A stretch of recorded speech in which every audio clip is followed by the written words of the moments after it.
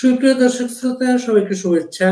আমাদের অতিথি আমাদের সবার প্রিয় একজন মানুষ, আমিনুল ইসলাম আমিন, বাংলাদেশ আওয়ামী লীগের ত্রাণ এবং সমাজ কল্যাণ বিষয়ক সম্পাদক। আওয়ামী লীগ 5 আগস্টের বিপর্যয়ের পরে আওয়ামী লীগের যে নেতারা প্রথম থেকে কথা বলছেন, আমিনুল ইসলাম আমিন তাদের একজন। আমিন ভাই, আপনাকে শুভেচ্ছা। হ্যাঁ, বাড়ি ভাই, আপনাকেও অশেষ শুভেচ্ছা এবং সম্মানিত দর্শক, বিশ্বজুড়ে যারা এই অনুষ্ঠান দেখছেন, সবাইকে আমার সশ্রদ্ধ সালাম। খুব নেওয়া যায় না এমন একটা ঘটনা দিয়ে শুরু করি আমিন ভাই। জিয়ার যে কথিত কবর, সেখানে একটা লাশ ঝুলিয়ে রাখা হয়েছে।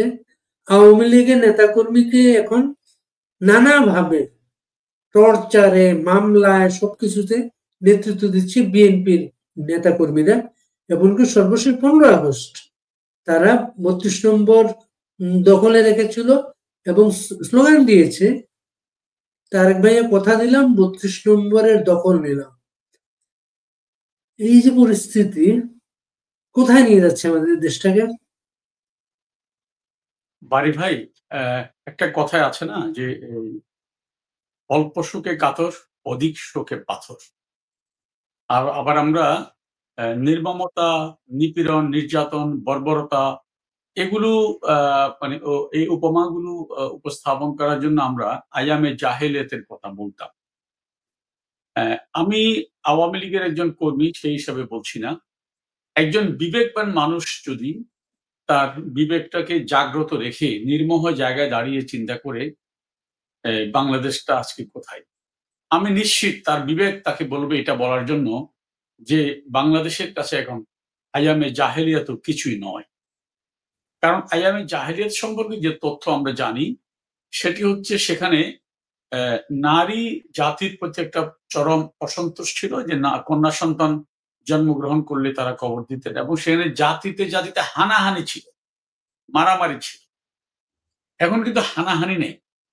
এখন হচ্ছে আওয়ামী লীগ নেতাকর্মীদের উপরে, সমর্থকদের উপরে, আবার নেতাকর্মীর সমর্থক না হলেও কোনো মানুষ যদি সমাজে একটা ভালো অবস্থানে থাকে, দেখা যাচ্ছে তার কাছ থেকে চাঁদা চাওয়া দরকার, তাকে একটা হেনস্থা করা দরকার, তার সাথে কোনো কারণে শত্রুতা ছিল, তাকে আওয়ামী লীগ অথবা ফ্যাসিস্টের দোসর এই তথাকথিত ভুয়া বিশেষণটি দিলেই বাংলাদেশে তাদের বিরুদ্ধে যা খুশি তা করা যাচ্ছে এবং তা প্রতিরোধ হচ্ছে।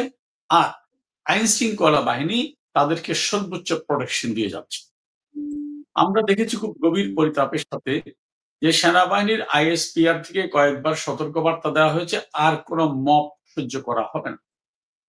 এই সতর্কবাণী দেখার পরে আমার মাঝে মধ্যে তামাশা লাগে। আমি একটা ফেসবুকে লিখেছিলাম যে বাংলাদেশের যে কয়টি প্রফেশনাল ইনস্টিটিউশন খুব গৌরবের সাথে, মর্যাদার সাথে এখনো নিজেদের অবস্থান অক্ষুণ্ণ রাখতে পেরেছে, সেটি হচ্ছে সেনাবাহিনী। এবং বাংলাদেশের সেনাবাহিনী যেভাবে একটি সশস্ত্র মুক্তিযুদ্ধের মাধ্যমে গঠিত, অন্য দেশের সেনাবাহিনী এভাবে গঠিত হয়নি। এই গৌরবের বাহিনীটাকে আল্লাহর ওয়াস্তে আর অপমানিত করেন না, আর অপদস্থ করেন না। কিন্তু আসলে কে শুনে কার কথা? আজকে বাংলাদেশে মব স্টারের নেতৃত্বে এমনই এক মব সাম্রাজ্য প্রতিষ্ঠিত হয়েছে, সেখানে আপনার লাশ ঝুলিয়ে রাখা, জবাই করা, প্রস্তর যুগের মতো পাথর মেরে প্রকাশ্য দিবালোকে মানুষকে হত্যা করা। যদিও বা আমরা ইসলামী শরীয়তের একটা বিধান জানি, যেখানে বলা হয়েছে বৃদ্ধ মানুষ কেউ যদি শারীরিকভাবে অবৈধ শারীরিক সম্পর্কে জড়িত হয় তাহলে তাদেরকে পাথর মেরে মেরে ফেলার কথা বলা হয়েছে। কিন্তু আমরা পুরান ঢাকার মিটফোর্ডে দেখলাম একজন ব্যক্তি যে ছোট একটা ব্যবসায়ী, ভাঙারি ব্যবসায়ী, সে কোনো যৌনতার অভিযোগ তার বিরুদ্ধে ছিল না, অভিযোগ ছিল সে চাঁদা চাইছে, চাঁদা দেয়নি। সে কারণে তাকে প্রস্তর যুগের মতো প্রকাশ্য দিবালোকে পাথর মেরে মেরে ফেলা হয়েছে এবং কোনো বিচার হয়নি, হবেও না। হ্যাঁ, কারণ এখন মবেস্টারের নেতৃত্বে আমরা মব সাম্রাজ্যে বসবাস করছি। এই ধারাবাহিকতায় আজকে একটা সোশ্যাল মিডিয়ায় যে ভিডিও চিত্র আমরা দেখলাম,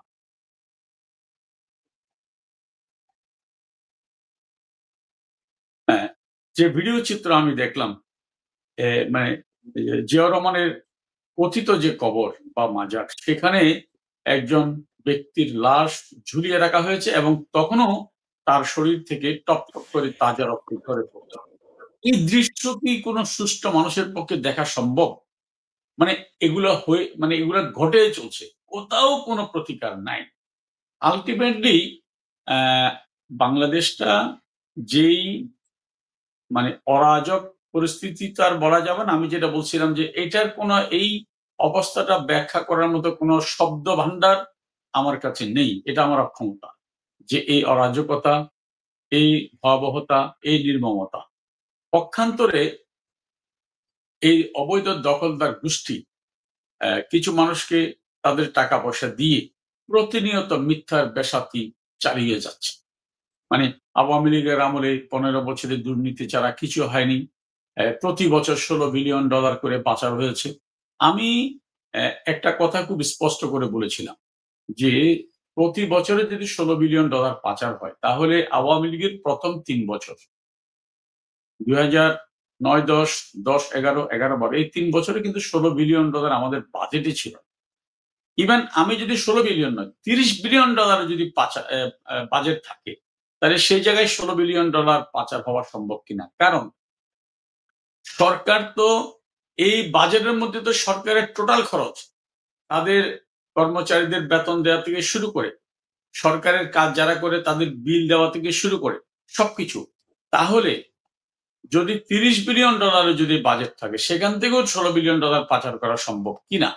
কারণ এখানে সরকার কোনো স্টাফের কোনো বেতন বাকি ছিল না, কোনো কন্ট্রাক্টরের বিল বাকি ছিল না। প্রতি বছরের মধ্যে বিনামূল্যে বই দেওয়া হয়েছে স্টুডেন্টদের কাছে, টিচারদেরকে বেতন দেওয়া হয়েছে, স্টুডেন্টদেরকে স্কলারশিপ দেওয়া হয়েছে, বিধবা ভাতা, বয়স্ক ভাতা, মুক্তিযুদ্ধ ভাতা, সমস্ত কাজগুলো করা হয়েছে। ডেভেলপমেন্ট কাজ কোথাও বন্ধ ছিল না। লক্ষ লক্ষ ডলারের আপনার আমদানি বিল মিটানো হয়েছে। তাহলে এরকম একটা আজগুবি, অবাস্তব, অযৌক্তিক, ধোঁয়াশামূলক অভিযোগ উত্থাপিত হলো এবং সেগুলো আবার পুশ করে টাকা দিয়ে দেশি বিদেশি পত্রিকায় এখনো ফলাও করে প্রচার করা হচ্ছে। আচ্ছা, বলা হচ্ছে বঙ্গবন্ধুর পরিবারকে নিয়ে যে তারা দুর্নীতিগ্রস্ত। বঙ্গবন্ধু পরিবারের আরেক সদস্য লন্ডনের ব্রিটেনের সাবেক মন্ত্রী টিউলিপ সিদ্দিকের বিরুদ্ধে তারা মহাসমারোহে একটা দুর্নীতির অভিযোগ উত্থাপন করল। আমরা দেখলাম টিউলিপ সিদ্দিকী অত্যন্ত সাহসিকতার সাথে মন্ত্রিত্ব থেকে পদত্যাগ করেছে, যাতে ফ্রিলি তার বিরুদ্ধে ইনভেস্টিগেশন চলতে পারে। এবং সেই ইনভেস্টিগেশনে প্রমাণিত হলো, সেই ইনভেস্টিগেশন কিন্তু বাংলাদেশের দুদক করেনি, শেখ হাসিনার সরকার করেনি, অথবা শেখ হাসিনার মনোনীত কোনো তদন্ত কমিটি করেনি। সেটা করেছে ব্রিটেনের সবচেয়ে চৌকস যে ইনভেস্টিগেশন যারা করে তারাই। এবং তারা একটা ক্লিন শিট দিল যে টিউলিপের বিরুদ্ধে দুর্নীতি দূরে থাক, দুর্নীতির লেশ মাত্র পাওয়া যায়নি।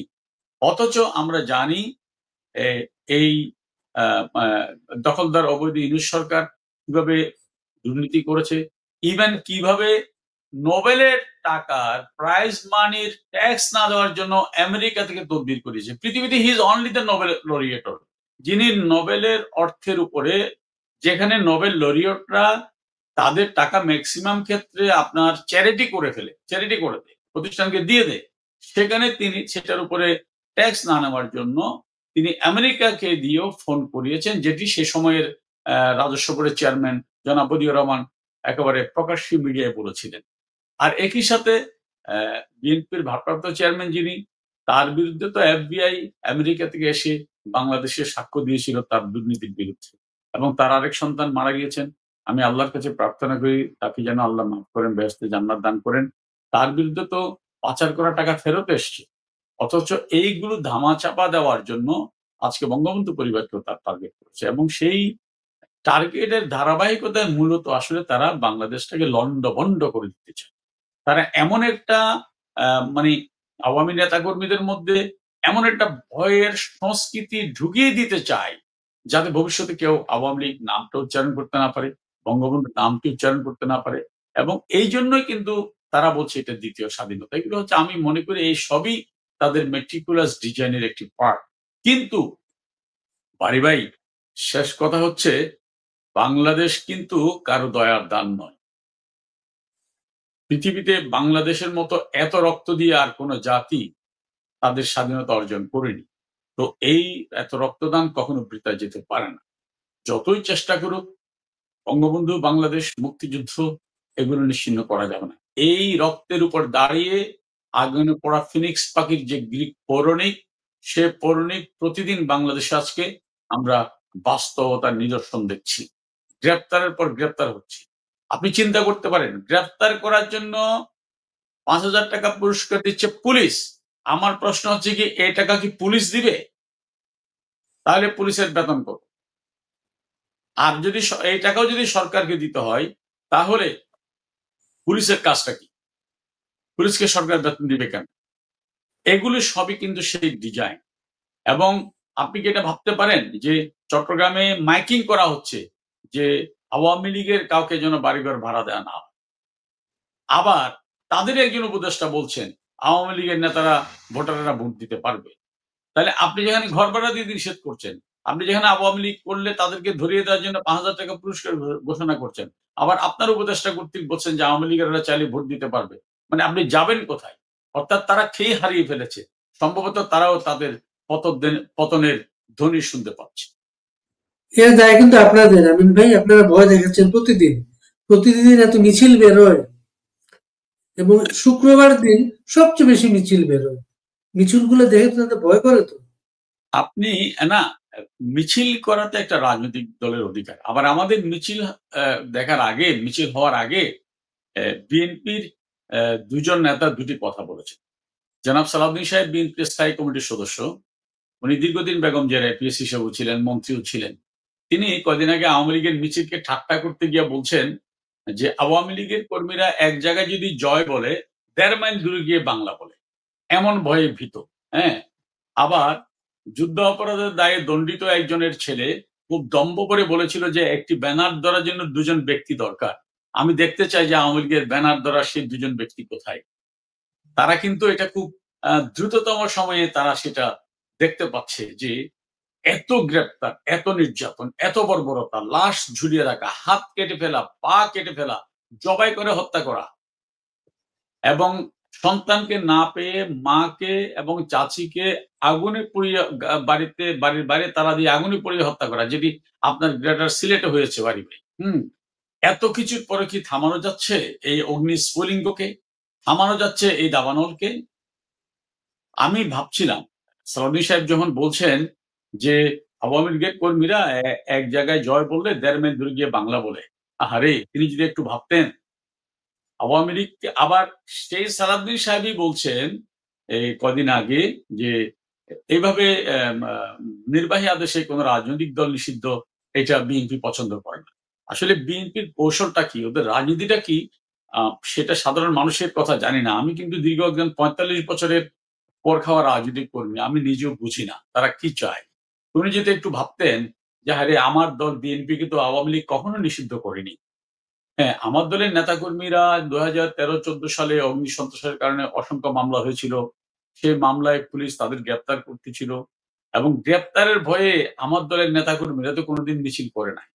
মাঝে মধ্যে খুব ভোরে ঘুম থেকে উঠে একটা আমিন ভাই, মিছিল করত। বিএনপি আরেকজন নেতা ডক্টর জাহিদ, তিনি এবার আজকে বলেছেন এইটা এআই দিয়ে এই ছবিগুলা পুরনো ছবির জুড়ে আওয়ামী লীগ মিছিলের ছবি দেখাচ্ছে। এগুলো কোনো কারেন্ট মিছিল না সেটা। মানে আ এ আমি জাহিদ সাহেবের কথায় পরে আসছি। আমি সালাউদ্দিন ভাইয়ের কথাটা শেষ করি। সেটি হচ্ছে কি, উনি যদি এটি ভাবতেন যে, আরে আওয়ামী লীগ তো আমাদের কোনোদিন নিষিদ্ধ করেনি। ১৫ বছর আওয়ামী লীগ ক্ষমতায় ছিল। মামলা হয়েছে অনেক। সবগুলো মামলা যৌক্তিক ছিল কিনা সেটা একটা বিতর্কের বিষয়। কিন্তু আওয়ামী লীগ তো বিএনপির কোন নেতার বাড়িতে একটা পাথরও ছুঁড়েনি। আগুন দেওয়া দূরে থাক। আওয়ামী লীগ তো হ্যাঁ, মিছিলের মধ্যে মুখোমুখি মিছিল হলে অনাকাঙ্ক্ষিতভাবে হয়তো সংঘর্ষ হয়েছে। কিন্তু বিএনপির কেউ মিছিল করে যাচ্ছে, ওখান থেকে তো আওয়ামী লীগের কেউ ধাওয়া দিয়ে কাউকে আঘাত করেনি অথবা কাউকে পুলিশে দেয়নি। তবুও আমরা দেখতাম মাঝে মধ্যে পত্রিকায় ভোরবেলা পত্রিকায় দেখতাম ভোরবেলা বিএনপির মিছিল। স্থায়িত্ব ৩০ থেকে ৩৫ সেকেন্ড। হ্যাঁ? তো এ সেই তিনি যদি বলেন যে ইয়ার আওয়ামী নেতৃত্বে, রিজভির নেতৃত্বে বেরোতো। আচ্ছা, সেই তিনি যদি বলেন যে আওয়ামী লীগের কর্মীরা এ এ এক জায়গায় জয় বলছেন, ১.৫ মাইল দূরে গিয়ে বাংলা বলছেন, তাহলে আমার মনে হয় উনার এই কথাগুলো আস্তে বলা উচিত। নাহলে ঘোড়ায়ও হাসবে। আর জাহিদ সাহেব যেটি বলছেন যে এগুলো পুরনো ছবি AITর মাধ্যমে দেওয়া হচ্ছে, ভেরি গুড জয় সাহেব। তাইলে আওয়ামী লীগের কর্মীকে মিছিল থেকে গ্রেপ্তার করছে, এটা আপনি প্রতিবাদ করেন না যে এগুলোতে AIT দিয়ে বানানো। এখান থেকে তাহলে এই মিছিল থেকে আপনি গ্রেপ্তার করছেন কি করে ছবি দেখে? হ্যাঁ? তো এগুলো আসলে আমার মনে হচ্ছে তারা বোধহয় খেই হারিয়ে ফেলেছে। এবং তারা যে খেই হারিয়ে ফেলেছে এটি কিন্তু তাদের প্রতিটি কর্মকাণ্ডে আপনি হাড়ে, হাড়ে উপলব্ধি করতে পারবেন। যদি একেবারে ৫ই অগাস্টের পর থেকে তাদের রাজনৈতিক পদক্ষেপগুলো, তাদের সর্বোচ্চ নেতা থেকে শুরু করে নিচের নেতা পর্যন্ত তাদের কর্মকাণ্ডগুলো যদি আপনি বিশ্লেষণ করেন, তাহলে কিন্তু এগুলো আমার মনে হয় একেবারে ক্রিস্টাল ক্লিয়ার হয়ে যাবে। আমিন ভাই, একটা প্রশ্ন সামনে এসেছে এখন। আপনারা ইমিডিয়েট আপনাদের টার্গেট হচ্ছে ইউনূসের বিরুদ্ধে, ইউনূস সরকারের পতনের দাবি করছেন, পদত্যাগের দাবি করছেন। কিন্তু গত কয়েক মাস ধরে স্পষ্ট সারা দেশে জাতীয় আওয়ামী লীগের নেতা কর্মীরা টার্গেট হচ্ছে, আঘাতপ্রাপ্ত হচ্ছে বিএনপির মাধ্যমে, সেটা বিএনপির মাধ্যমে হচ্ছে। এবং 15 আগস্ট সর্বশেষ তারা মিছিল করে 32 নম্বরের দখল নিয়েছে এবং বলেছে তারেক ভাইয়া কথা দিলাম 32-এর দখল নিলাম। আপনারা কি বিএনপি কে এখনো ডাইরেক্ট টার্গেট করছেন না এখনো? না, বিষয়টা হচ্ছে কি আমি এইজন্য একটু আগে বলেছি যে বিএনপির রাজনীতিটা কি?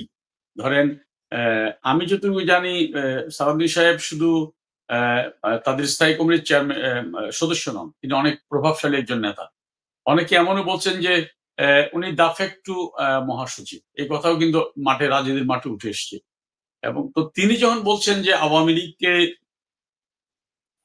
নির্বাহী আদেশে যে বন্ধ করা হয়েছে এটা খুব খারাপ দৃষ্টান্ত। এটা গণতন্ত্রের জন্য, পলিটিক্স এর জন্য ভালো নয়। তাহলে তিনি সেটা তার দলের মধ্যে প্র্যাকটিস করুক না। তিনি যদি সেটি তার মনের কথা হয়, তিনি যদি সেটি তার দলের মধ্যে প্র্যাকটিস করতেন, তাহলে তো তার দলের কর্মীরা এই স্লোগান দিতে পারে না যে তারেক ভাই কথা দিলাম ৩২ নম্বর দখল নিলাম। ৩২ নম্বর তো দখল নেওয়ার বিষয় নয়। ৩২ নম্বর দখল নিয়ে আপনারা কি মানুষের হৃদয় দখল নিতে পেরেছেন? ৩২ নম্বর দখল নিয়ে যদি আপনারা বাংলাদেশ দখল নিতে পারতেন, তাহলে ডাকসু এবং জাকসুতে কি আপনারা প্রতিদ্বন্দ্বিতাও না করে হেরে যেতেন? এটা তো লজ্জাবোধ থাকা দরকার। ওরা তো প্রতিদ্বন্দ্বিতা করতে পারেনি। বাংলাদেশের একটা পরাজিত শক্তির একটি সংগঠনের সাথে তারা কম্পিটিশনে যেতে পারেনি। আবার সেখানেও সালাউদ্দিন সাহেব বলছেন যে শিবির ডাকসুতে জিতেনি, জিতেছে সাধারণ শিক্ষার্থী পরিষদ। এখন কেউ যদি বাড়ি জেগে ঘুমায়, তাকে কিন্তু কেউই আপনার জাগাতে পারবে না। আমি এগুলো সবকিছুই মনে করি যে বিএনপির অন্তঃসার শূন্যতা। আমাদের আন্দোলন তো হ্যাঁ, ইউনূসের বিরুদ্ধে আমরা কেন আন্দোলন করছি? ইউনূস কোন ক্ষমতা বলে বাংলাদেশে ক্ষমতা নিয়েছে? তারা ১ম দিকে একটা সুপ্রিম কোর্টের রেফারেন্সের কথা বলেছিলেন। কিন্তু পরবর্তীতে আইএসপিআর থেকে জানানো হলো, যে সময় তারা সুপ্রিম কোর্টের রেফারেন্সের কথা বলছেন, তখন কিন্তু সুপ্রিম কোর্টের প্রধান বিচারপতি এবং আ বাকিরা আপনার সেনানিবাসে নিরাপত্তা হেফাজতে ছিলেন। তাহলে সেখানে তারা কি করে সেই রেফারেন্সটা দিলেন? এবং ইতিমধ্যে জামাতের লয়ার, জামাতের নেতা শিশির মনির এই সরকারের বৈধতা নিয়েও প্রশ্ন তুলেছে, এই সরকার অবৈধ। হ্যাঁ? তো আপনার এই সবগুলো যদি আপনি এক জায়গায় আনেন, আপনি তো বুঝতে পারছেন যে কি একটা জগা খিচুড়ি মার্কা অবস্থায় চলতেছে। তা বিএনপি এখন তাদের পার্ট এবং এর মাধ্যমে বিএনপির রাজনৈতিক দেউলিয়াপনা কিন্তু প্রমাণিত হচ্ছে। রাজনীতি মানে এই নয় যে যাকে খুশি আপনি মফ করে মারবেন। সেটা পলিটিক্স না, সেটা হচ্ছে মবিজম। এবং আমি ডাকসুর পরে খুব বড় করে সামনে আনা হলো যে কথাটা, এটা আওয়ামী লীগের নেতারা ভারত থেকে নির্দেশ দিয়েছেন তাদের সবাইকে শিবিরকে ভোট দেওয়ার জন্য। আওয়ামী লীগ কিন্তু জিতিয়েছে শিবির। বলা হচ্ছে আগে গুপ্ত শিবির বলা হতো, এখন এটা গুপ্ত ছাত্রলীগ। এখন বিষয় হচ্ছে কি বাড়ি ভাই, আমার মনে হয় এই কথাগুলো বলার মধ্য দিয়ে বিএনপির নেতারা যদি একটু আয়নায় নিজের মুখটা দেখতেন, যে সাধারণ মানুষ তাদেরকে কি বলছে, তাহলে তারা বোধহয় লজ্জায় মুখ লুকাতেন। এইসব বায়বীয় উদ্ভট অভিযোগ এগুলো কেউ বিশ্বাস করে না। নিজেদের মানে যাত্রা ভঙ্গ করার জন্য নিজের নাক কেটে পরে যাত্রা ভঙ্গের যে অপচেষ্টা, এটা রাজনীতি নয়, এটা অপরাজনীতি। আওয়ামী লীগ কখনোই জামাতের সাথে এক হতে পারে না। এই অভিযোগ তারা অনেকবার করেছিলেন। জামাতের আওয়ামী লীগের কোন নেতা বলেনি ছাত্র শিবির আর ছাত্রলীগ সৎ এটাও বলেনি। তাদের নেতাই বলেছিলেন ছাত্র শিবির এবং ছাত্র দল একই মায়ের পেটের দুটি সন্তান, সহোদর। এটা কিন্তু আমরা বলি নাই। তো আজকে সহোদররা কেন? আমরা তো আওয়ামী লীগ কখনো জামাতকে মানে সহোদর দূরতা সৎ বলেনি, অথবা জামাতও কোনোদিন আওয়ামী লীগকে বলেনি।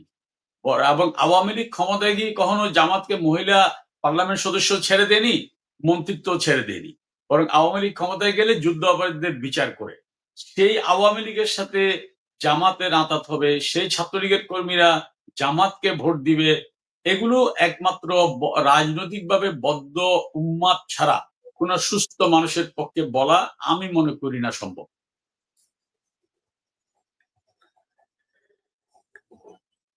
আপনি শুরুতে ওই যে টিউলিপের বিষয়টাকে উল্লেখ করছিলেন।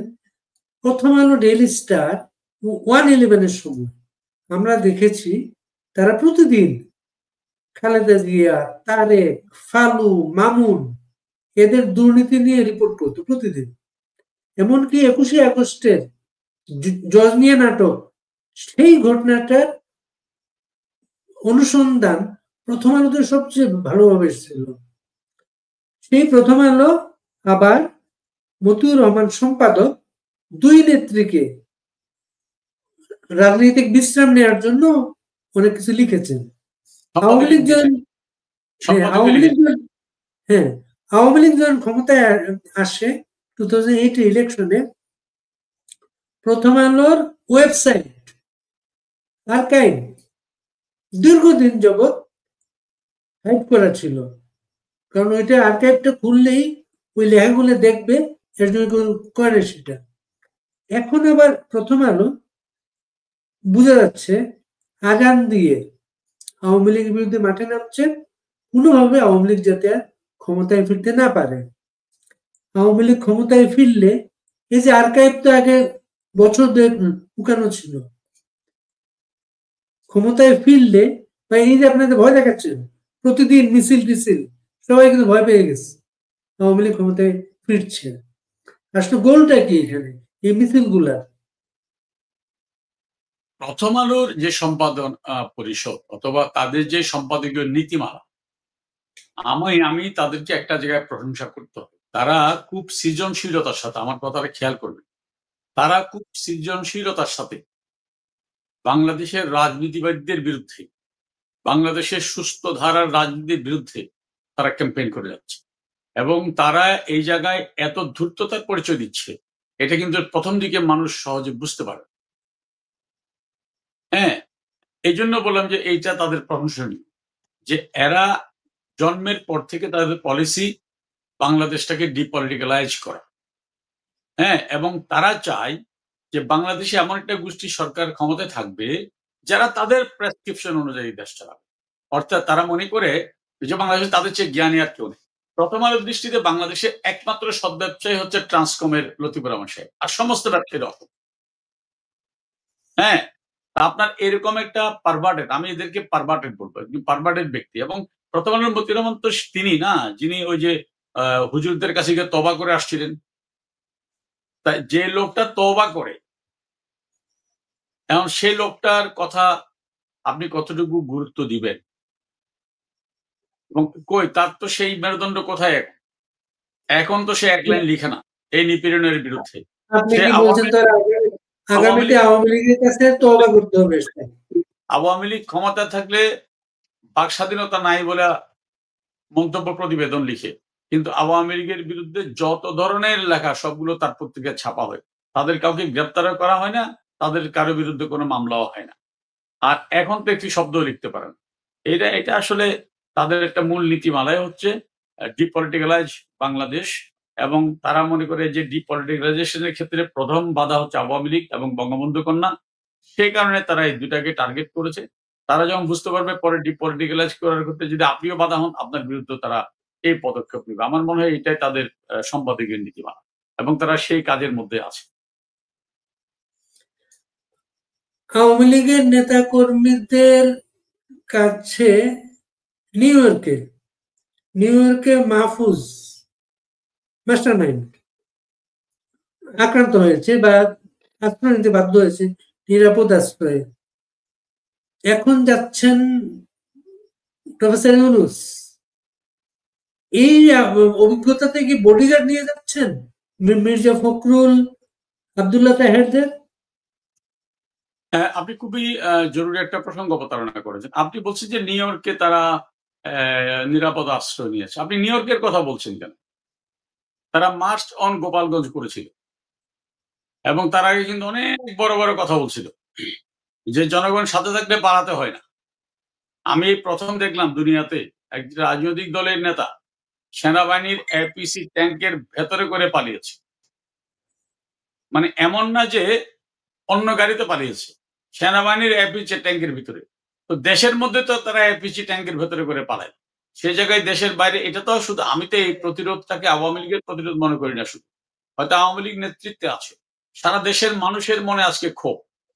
আপনি যদি গ্রামের আলপথ বেয়ে হাঁটেন, আপনি যদি কারখানা শ্রমিকের সাথে কথা বলেন, আপনি যদি রাস্তার ধারের ভিখারির সাথে কথা বলেন, অথবা রাস্তার ধারের আপনি ফুটপাতের যে বিক্রেতা ক্রেতা তাদের সাথে যদি কথা বলেন, হকারদের সাথে কথা বলেন, আপনি তখন দেখবেন যে কি ভয়ঙ্কর ঘৃণা এদের জন্য। এই ঘৃণা কেন তৈরি হয়েছে? কারণ পৃথিবীতে ডক্টর ইউনূস একমাত্র সরকার প্রধান যিনি ক্ষমতায় এসেই সরকারের 666 কোটি টাকার কর মকুব করে নিয়েছেন এবং গ্রামীণ ব্যাংকের 30 সাল পর্যন্ত কর না দেওয়ার নির্দেশনা বা অর্ডার জারি করেছেন। এবং তিনি একমাত্র সরকার যিনি ক্ষমতায় বসেই গ্রামীণ টেলিকমের জন্য লাইসেন্স নিয়েছেন এবং গ্রামীণ আপনার ইউনিভার্সিটি নিয়েছেন, গ্রামীণের নামে আদম ব্যবসা লাইসেন্স নিয়েছেন। পৃথিবীর আর কোন সরকার প্রধান, ইভেন ডোনাল্ড ট্রাম্প কিন্তু আমেরিকান প্রেসিডেন্ট, তিনি একজন বড় ব্যবসায়ী, কিন্তু সে প্রেসিডেন্ট হওয়ার পরে এসবের মধ্যে আর নাই। এটা হচ্ছে সারা পৃথিবীর নিয়ম। তো যখন মানুষ দেখছে আপনি ক্ষমতায় বসে সুন্দর সুন্দর কথা বলেছেন, কিন্তু কাজ করতেছেন 100 ভাগ রিভার্স, উল্টা কাজ করছেন, শুধু নিজের আখের গোছাচ্ছেন। এবং এখন তো অনেকে বলছে যে আজকে সবকিছু খুললাম। কি করে উপদেষ্টারা পিএস এপিএসটা 3 মাসে 5 মাসে 300-400 কোটি টাকার মালিক হচ্ছে। এবং কয়দিন আগে পত্রিকায় দেখলাম যে 6 মাসে কোটিপতি হয়েছেন 3000 কতজন। তাহলে এগুলোর উৎসটা কি? ব্যবসা কোথায়? তখন তো মানুষ ক্ষিপ্ত হবেই।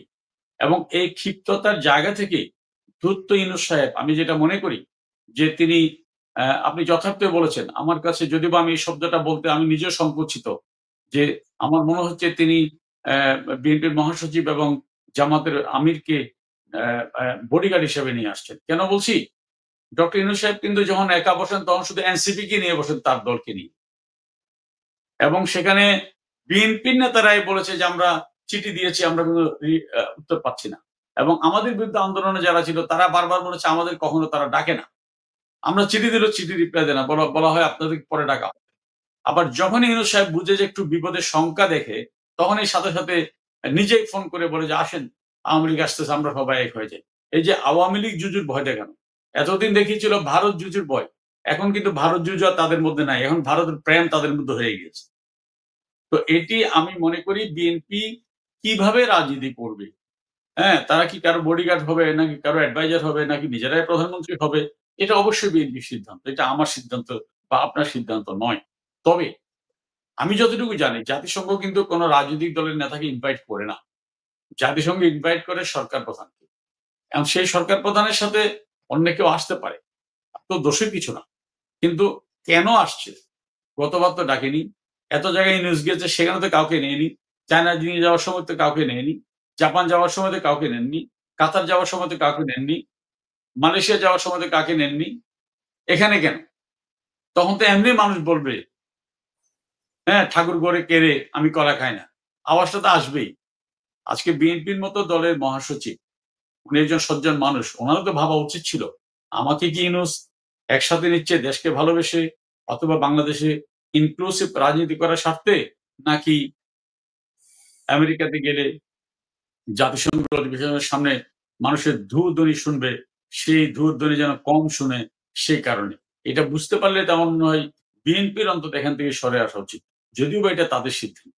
আর আমি যেটা বলছিলাম যে তারা এতদিন মানুষকে ভারত জুজুর ভয় দেখিয়েছে, এখনো মাঝে মধ্যে দেখায়, এখন আওয়ামী জুজুর ভয় দেখাচ্ছে। কিছু হইলে বলবে আওয়ামী লীগ আসবে, কাউকে ছাড়বে না। আওয়ামী লীগ কেন কাউকে ছাড়া না ছাড়ার প্রশ্ন আসে কেন? আওয়ামী লীগ কি 15 বছর ক্ষমতায় ছিল? আওয়ামী লীগ কি কোনো এই যে একটা অপপ্রচার করা হয় আওয়ামী লীগের বিরুদ্ধে, আওয়ামী লীগ আলেমদেরকে গ্রেপ্তার করেছে। আওয়ামী লীগ কি ঢাকা আলিয়া মাদ্রাসার প্রিন্সিপালকে গ্রেপ্তার করেছে? আওয়ামী লীগ কি আপনার বাইতুল মোকাররম মসজিদের খতিবকে গ্রেপ্তার করেছে? কোনো মামলা হয়েছে? কোনো মাদ্রাসার কোনো প্রিন্সিপালের বিরুদ্ধে? যারা সরাসরি রাজনীতির নামে ধ্বংসযজ্ঞ চালিয়েছে।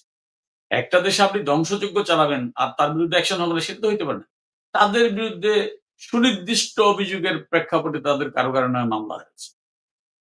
তাহলে আওয়ামী লীগ কেন ক্ষমতায় আসলে বিএনপি বা অন্য কারো উপরে কেন নির্যাতন চালাবে যারা অপরাধের সম্পৃক্ত নয়? এটা তো মানুষকে তাদের বিভ্রান্ত করার আরেকটা মেটিকুলাস ডিজাইন বলে আমি মনে করি। আজকে কোথায় সে ভারত প্রেম বাড়ি ভাই? আপনার মনে আছে না? আসিফ সাহ একটা বিশাল ফেসবুক পোস্ট দিয়েছিল যে ৫০০ টন ইলিশ ভারতে কেন? সীমান্তে আমার ভাইদের গুলি করে হত্যা করে সে কারণে? ৫০০ টন ইলিশ কেন? আমাদেরকে তিস্তার পানি দেয় না সে কারণে? তো আজকে কেন ১২০০ টন ইলিশ যায়? কার প্রেমে যায়? আসছিল না যে শেখ হাসিনা দেশ বেচে দিছে ভারতকে? উপদেষ্টা কি বলেছেন? বাণিজ্য উপদেষ্টা বলেছেন, ভারত ট্রান্সশিপমেন্ট চুক্তি বাতিল করার কারণে বাংলাদেশের ক্ষতি কমপক্ষে বছরে ২,০০০ কোটি টাকা। তাহলে তো শেখ হাসিনা এই চুক্তির মাধ্যমে ২,০০০ কোটি টাকা দেশের জন্য লাভ করেছিলেন। ওইটা গোলামি চুক্তি কি হয়? কি করে হয়? ওইটা দেশ বিক্রির চুক্তি কি করে হয়? আর বিদ্যুৎ আপনার মনে কেন্দ্রগুলোকে আছে নিয়েও একটু বলবো। সাবেক সচিব আবু আলম শহীদ খান, তিনি শুধু এই কথাটাই বলেছেন যে আওয়ামী লীগের বিরুদ্ধে বলা হয় যে তারা ভারতদেরকে দেশ বিক্রি করে দিয়েছে, গোলামি চুক্তি করেছে। এই চুক্তির কোথাও তো আমি দেশ বিক্রি দেখলাম না। ১ বছরে একটা গোলামি চুক্তির দলিল তো আপনারা জাতির কাছে উপস্থাপন করলেন না। এই সত্য বলার কারণে তাকে গ্রেপ্তার করা।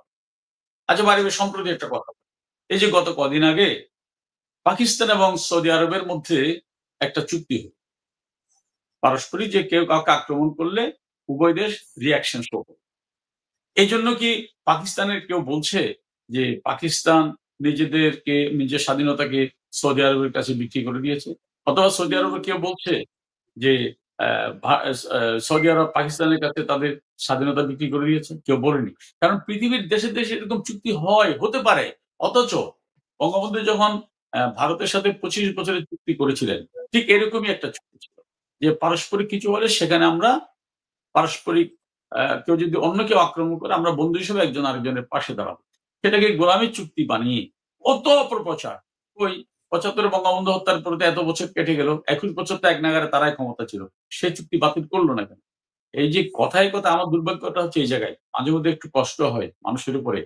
এই তারা কি জেগে ঘুমায় নাকি বুঝে না নাকি বিভ্রান্ত হয় আমি জানি না। একটু বিবেক দিয়ে এগুলো চিন্তা করা দরকার। একটু বিবেক দিয়ে এগুলো ভাবা দরকার। যে আমিন ভাই, আওয়ামী লীগ আপনাদের সাথে সম্পর্কের কারণে আজকে বিপদের সম্মুখীন হচ্ছে জাতীয় পার্টি। তার অফিস আগুন দেওয়া হয়েছে, তাকে নিষিদ্ধের কথা বলা হচ্ছে, ওদের ভয় ঢুকে গেছে। জাতীয় পার্টি যদি দাঁড়িয়ে থাকে ইলেকশনে, আওয়ামী লীগের লোকজন জাতীয় পার্টিকে ভোট দিতে পারে বা আওয়ামী লীগ জাতীয় পার্টির ক্যান্ডিডেট হতে পারে। আপনি তো এই দলের কেন্দ্রীয় নেতা, কি বলবেন মানে যে? এই যে বঙ্গবন্ধুর আদর্শের দিকটা যাদের মধ্যে আছে, তারা এত আগুনে পোড়া খাঁটি সোনা ওদের চাইলে আপনি কিনতে পারবেন না। কোনোভাবেই সম্ভব না। এরা জাতীয় পার্টির রূপ ধারণ করবে না। ওরা কমিউনিস্ট পার্টির লুঙ্গির তলে যাবে না। যারা আওয়ামী লীগ করি আমি, মনে করি এটা আমার অহংকার, এটা আমার গৌরব। কোন মানুষ সেই গৌরব থেকে ফেরত আসতে চায় না। পারবে আপনি দেখুন না ৫ই আগস্টের পর থেকে কত আওয়ামী লীগ নেতাকর্মী হত্যা করলো। একজনের মুখ থেকে কি বলানো সম্ভব হয়েছে ভাই আমারে ছেড়ে দে আমি আর আওয়ামী লীগ করব না? একজন। ভাই আমারে ছেড়ে দে আমি আর ছাত্রলীগ করব না। ভাই আমারে ছেড়ে দে আমি আর জয় বাংলা বলব না। তাহলে মৃত্যুর মুখে দাঁড়িয়ে যারা জয় বাংলা ছাড়ার কথা বলে না, শেখ হাসিনাকে ছেড়ে যাওয়ার কথা বলে না, আওয়ামী লীগ না করার কথা বলে না, তারা কেন আরেকজনের লুঙ্গির তলে যাবে? এটি হচ্ছে কি তাদের এই যে বললাম না তারা এখন নিজের ছায়াকে ভয় পাচ্ছে। তারা গত ১৩ মাসে এত পাপ করেছে তারা বুঝতে পারছে যে কোন রকমে ক্ষমতা ছাড়লে জনগণের রোষের মধ্য থেকে তাদের বাঁচার কোনো জায়গা নেই। এজন্য তারা সবকিছু আওয়ামী লীগের উপর চাপিয়ে দিতে চায়। আপনি ৭১ সালের কথা বলেন।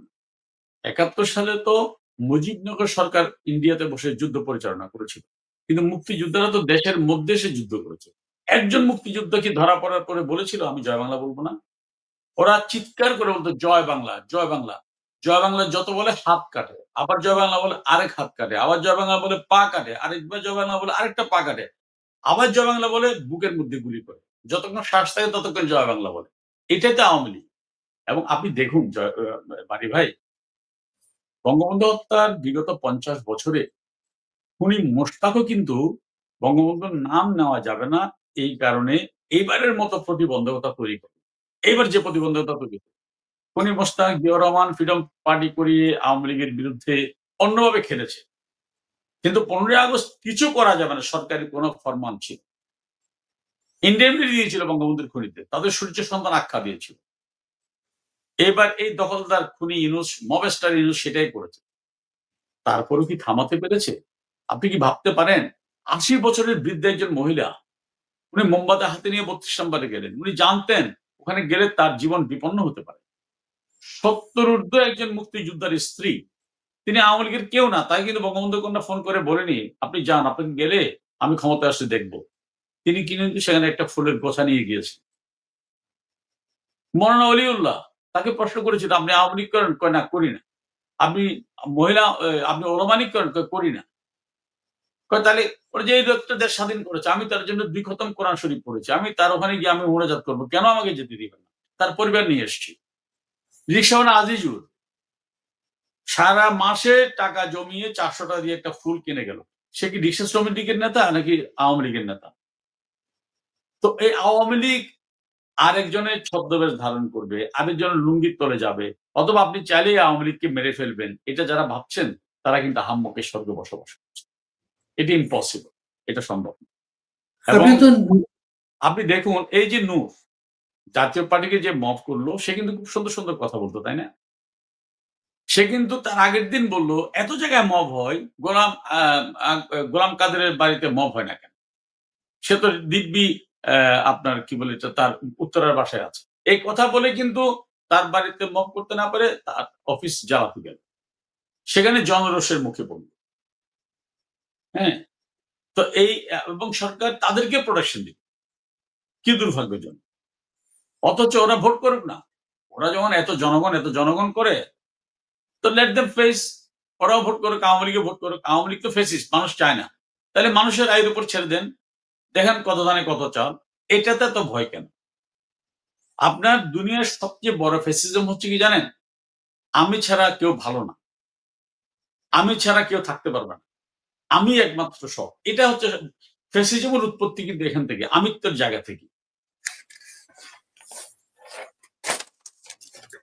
আমিন ভাই, এই যে মনে করেন উম, নূরের দল, এবি পার্টি, এনসিপি, জুনায়েদ সাকির দল, এই দলের এই সব দল যতগুলো আছে বাংলাদেশ জাসদ, এদের কেউ কারো কিন্তু ইলেকশনে কোনো একটা নিশ্চিত আসন নাই বাংলাদেশে।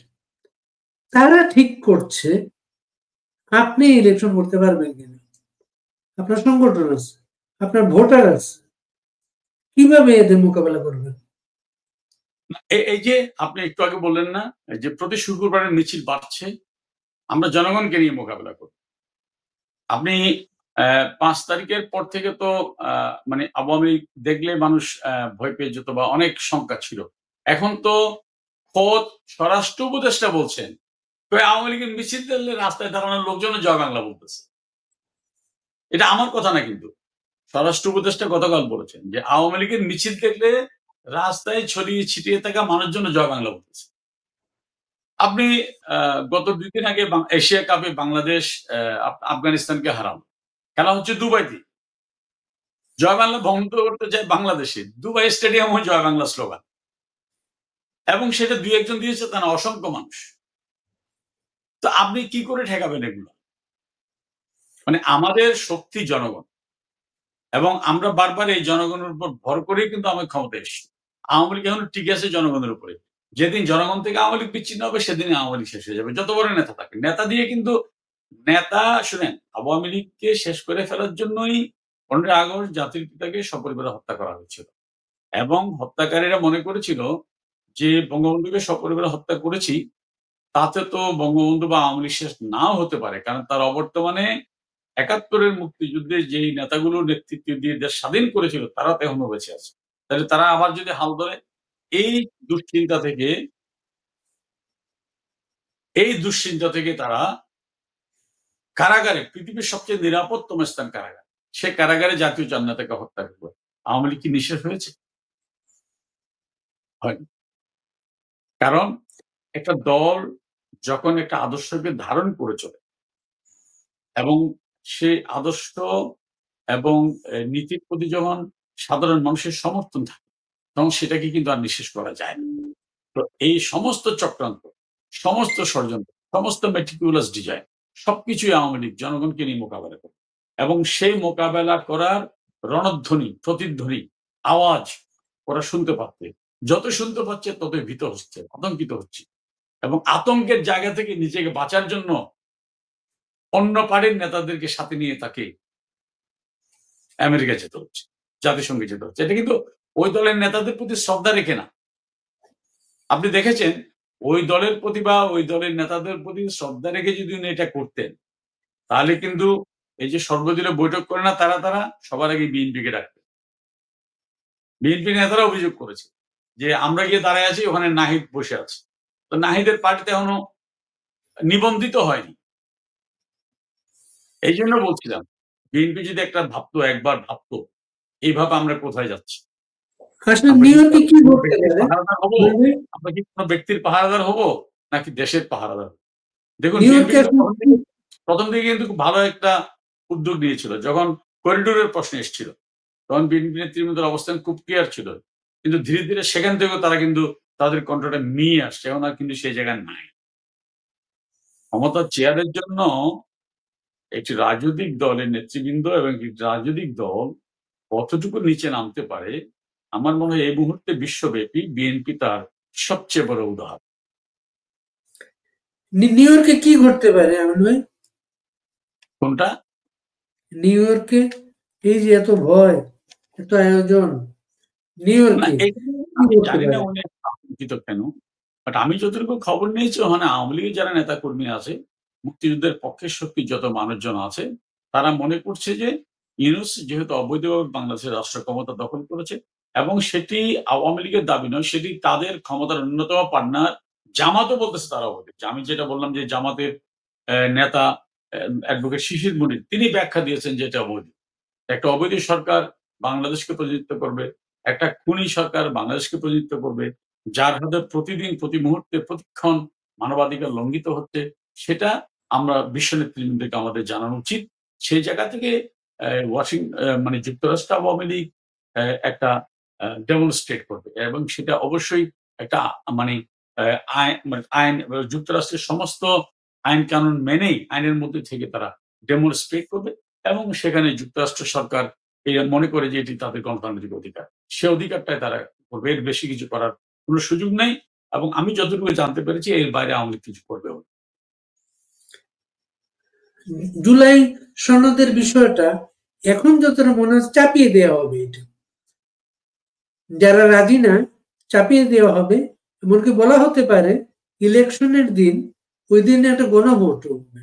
২টা ভোট একসাথে হবে। কিন্তু সেটা কি আমাদের সংবিধানে আছে? নাই তো। ওরা যেটা সংবিধানে তো এই গভর্নমেন্টটাও নাই। হ্যাঁ, সংবিধানে নাই। তো সুতরাং এটা চাপিয়ে দিলে তো হবে না। ইন্ডেমনিটি চাপিয়ে দিয়েছিল না বঙ্গবন্ধুর খুনিদের? রক্ষা করতে পেরেছে? নেপালের জেনজি ওরা কি বলছে যে আমরা সেপ্টেম্বর সনদ চাই? আমাদের বরং কি বলেছে? তারা বলেছে আমরা রাগের মাথায় কিছু ভাঙচুর করেছি, যেটা কোনোভাবে উচিত হয়নি। আমরা জাতির কাছে ক্ষমা প্রার্থী। আমাদের ক্ষমা করুন। কারণ কিনা জানেন? কারণ তারা তাদের দেশকে ভালোবাসে। তারা একটা সরকারের পতন চেয়েছিল। তারা দেশের পতন চায়নি। সে কারণে তারা বলেনি সংবিধান পাল্টাতে হবে। তারা বলেনি দেশের জাতীয় সঙ্গীত পাল্টাতে হবে। তারা বলেনি দেশের নাম পাল্টাতে হবে। তারা বলেনি ভারত দখল করবে। তারা বলেছিল যে একটা সিস্টেম আমাদের দেশের অর্থনীতি অগ্রগতি উন্নতি ক্ষতিগ্রস্ত করছে, এই সিস্টেমের পরিবর্তন আমরা চেয়েছি। এই সিস্টেমের পরিবর্তন চাইতে গিয়ে আমাদের দ্বারা অনাকাঙ্ক্ষিতভাবে অপ্রত্যাশিতভাবে দেশের কিছু সম্পদের ক্ষতি হয়েছে, সেই জন্য আমরা ক্ষমা প্রার্থী। তারপরেও কিন্তু তাদের তত্ত্বাবধায়ক প্রধান সুশীলা কার্কি, যিনি তাদের সাবেক প্রধান বিচারপতি ছিলেন, তিনি স্পষ্ট করে বলেছেন যে এই ঘটনায় যারা যুক্ত, যাদের বিরুদ্ধে সুনির্দিষ্ট অভিযোগ পাওয়া যাবে তাদেরকে বিচারের আওতায় আনা হবে। কারণ একটা দেশে আইনের শাসন প্রতিষ্ঠা করতে গেলে অন্যায়কারীর বিরুদ্ধে ব্যবস্থা নেওয়া অপরিহার্য। না হয় আইনের চোখে যদি সবাই সমান না হয়, তাহলে কিন্তু আপনি কখনোই আইনের শাসন প্রতিষ্ঠা করতে পারবেন না। বাংলাদেশে পুলিশ হত্যায় ইন্ডেমনিটি দেয় আইনের শাসনটা প্রতিষ্ঠিত হলো না। না, আমি তো বললাম ইন্ডেমনিটি তো থাকবে না। এগুলা এই আইনগুলো যারা করতেছে, ইন্ডেমনিটি যারা দিচ্ছে, তারা তো গণধিকৃত, গণবিরোধী। তারা যদি গণধিকৃত, গণবিরোধী না হয়, তাহলে তারা কেন আওয়ামী লীগকে ভয় পাচ্ছে? আওয়ামী লীগের কেউ অন্যায় করলে তার বিচার করুক না, তার বিরুদ্ধে মামলা হোক। আপনি বিশ্ববিদ্যালয়ের প্রফেসরের বিরুদ্ধে হত্যা মামলা, বিচারপতির বিরুদ্ধে হত্যা মামলা, সাংবাদিকের বিরুদ্ধে হত্যা মামলা, শিল্পীর বিরুদ্ধে হত্যা মামলা, নায়কের বিরুদ্ধে হত্যা মামলা, নায়িকার বিরুদ্ধে হত্যা মামলা, মসজিদের ইমামের বিরুদ্ধে হত্যা মামলা, সব কি মানে এগুলোই তো প্রমাণ করে দেশটা কোথায় যাচ্ছে। ওরা তো গণধিকৃত বলে সবাইকে খুনি বানিয়ে এখান থেকে বাঁচতে চায়, কিন্তু সেটা সম্ভব না। জনগণ জেগে উঠলে জনগণের কাছে কেউ জিততে পারে না। আমার দেশ সম্পাদক সম্প্রতি আদালতে জবানবন্দি দিয়েছেন, তাকে বিবস্ত্র করে অত্যাচার করে তিনি বেহুশ হয়ে গিয়েছেন। খুব তাড়াতাড়ি মনে হয় ফাঁসির রায়টা ঘোষণা হবে। আপনি কি মনে করেন? আমি আপনার প্রশ্নটা শুনি নাই। ইয়েতে ট্রাইব্যুনালে শেখ হাসিনার বিরুদ্ধে যে বিচারটা চলছে, আইজিপি তো রাজসাক্ষী দিয়েছে, সাবেক আইজিপি। আমার দেশ সম্পাদক সাক্ষ্য দিয়েছেন, এনসিপি নাহিদ সাক্ষ্য দিয়েছেন। আমার দেশ সম্পাদক বলেছেন তাকে নাকি বিবস্ত্র করে নির্যাতন করা হয়েছে। আপনাদের কোনো বক্তব্য আছে শুনিয়ে? শোনেন, এই ট্রাইব্যুনালের রায় তো পূর্ব নির্ধারিত হয়ে আছে। এই ট্রাইব্যুনালের নেপথ্যে যারা আছে, তারা ট্রাইব্যুনালের রায়ের আগে, বিচারের আগে কি বলেছে? তারা বলেছে শেখ হাসিনাকে ফাঁসি না দেওয়া পর্যন্ত আমাদের আন্দোলন থামবে। তার মানে তো এখানে আমাদের সম্পাদক সাক্ষ্য দিক না দিক, এটা তো ইম্যাটেরিয়াল। আর এই আদালতে কারা কারা আছে? এই আদালতের বিচারক জামাত, এই আদালতের লয়ার জামাত, এই আদালতের বাদী জামাত, টোটালটাই তো জামাত। তো আমার তো মনে হয় না যে তাদের এই রায় বিশ্বের কেউ গ্রহণ করবে, কারণ দুনিয়াতে এরকম আদালত আর হয়নি যেখানে প্রসিকিউটর সেও একটি দলের, বিচারকরা একটি দলের এবং সাক্ষীরা একটি দলের। আবার শেখ হাসিনার পক্ষে সরকার যাকে মনোনীত করেছে কৌশলী হিসাবে, সেও তারও একটা রাজনৈতিক দলের পরিচয় আছে। তো এইটা তো ওখানেই তো বিচার শেষ, ওখানে তো বিচার শেষ।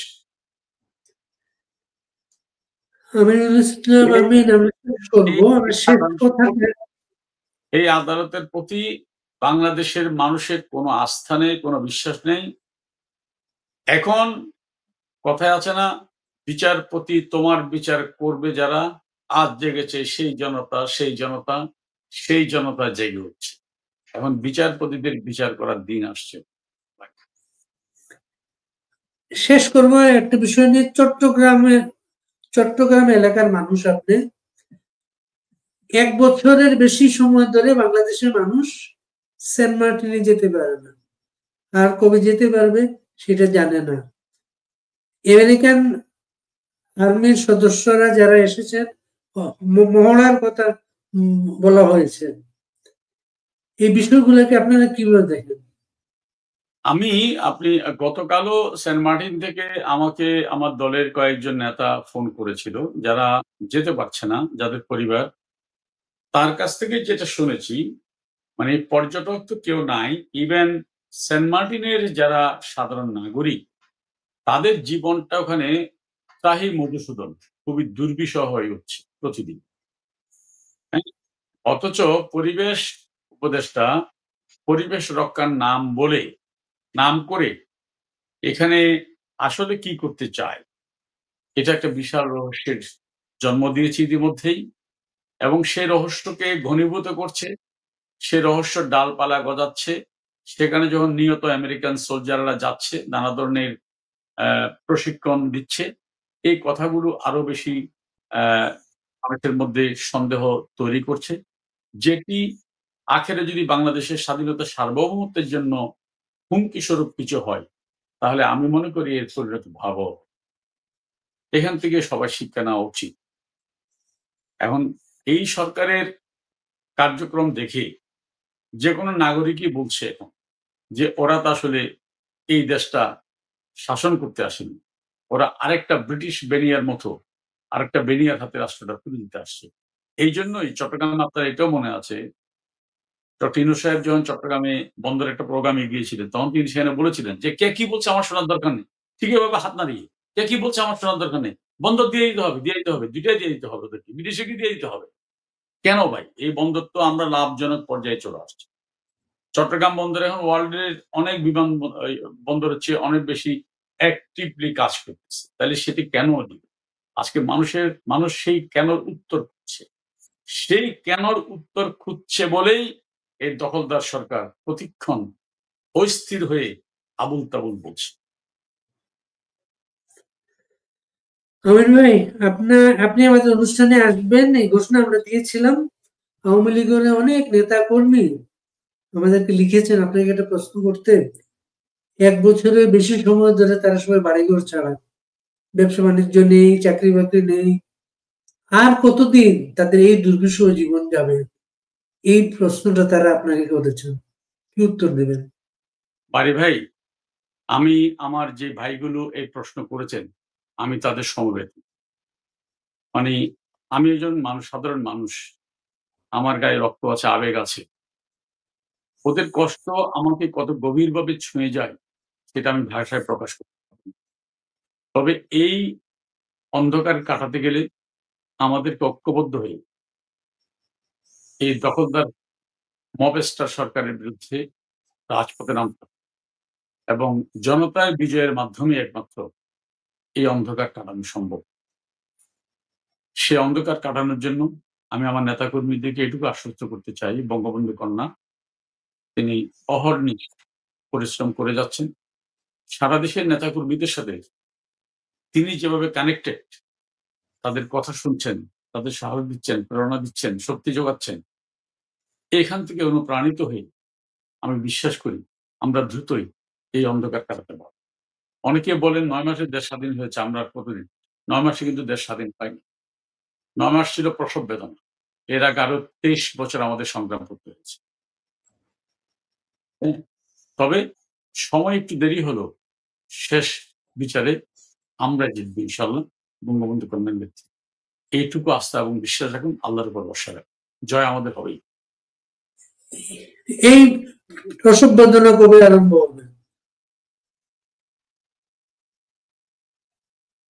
এই আপনি বললেন ৯ মাস ছিল প্রসব বেদনার সময়। ২৩ বছরে প্রস্তুত হয়েছে দেশ। এই যে দুর্বিষহ সময়, আর একটা প্রসব বেদনার দরকার, সেটা কবে আমার তো থেকে মনে হচ্ছে আমার তো মনে হচ্ছে সে প্রসব বেদনা শুরু হয়ে গেছে। এই কারণেই তো প্রতিদিন গোটা বাংলাদেশ জুড়ে এই নিপীড়নের মাঝেও, এই গ্রেফতার অভিযানের মাঝেও আজকে কারাগারে কিন্তু ধারণ ক্ষমতা নাই। আওয়ামী লীগ কর্মীদের ঠেকানো যাচ্ছে না। কেউ ক্ষুদিরাম বসু হয়ে জেগে উঠছেন, কেউ তিতিমির হয়ে জেগে উঠছেন, কেউ আপনার আমাদের নারী নেত্রী আ কি বলে এটা? ব্রিটিশ বিরোধী নারী নেত্রী ইয়ের মতো এ এগিয়ে আসছেন।